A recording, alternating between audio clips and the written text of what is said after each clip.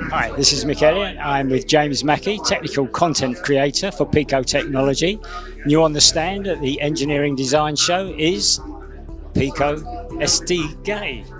James, Hello. talk us through it. Thank you. So this is the new pyPicoSDK. So it's really built into the new Python, sort of simple to build, really easy to set up, and it's meant to make any kind of engineer be able to use our PicoScope and our SDK super quickly.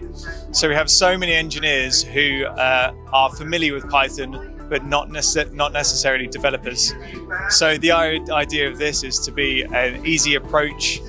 We have a ton of examples all on our GitHub. So the engineer will just be able to grab an example, tailor it to their needs, and then build a super simple application where they can extract data from their test, their PCB, send it to someone, save the data, or process the data afterwards. Yeah, so that's super simple to use. Okay, so I guess you're saving engineers time with this, yeah? That's it, yeah. So previously before, we had C drivers that you were able to use, and these drivers were a bit complicated for new users, for example, the automated test engineers. And then this is to save time. You know, the actual code to do a simple block capture is only 38 lines long, and we have a ton of comments in there as well. So you can really make the capture super simple, super quick to use, and the examples help a lot as well.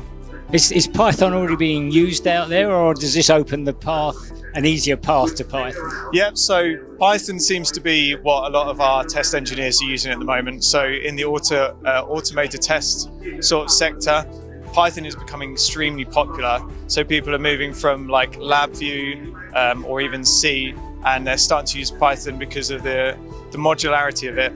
You know, there's so many libraries built into Python that you can use, you can just grab, and it's very variable. So you can take that data, you can process it into almost anything. Okay, and you're already seeing customers use this? Yep, so people have been coming up in EDS and talking to us about Python.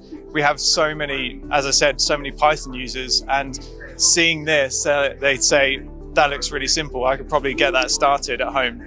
So it's really great to see, and it's only been released as of early this October. So we're already starting to see a lot of downloads and a lot of people use it, and I hope to see it grow much more in the future. James Mackey, thank you very much. Thank you very much. Cheers.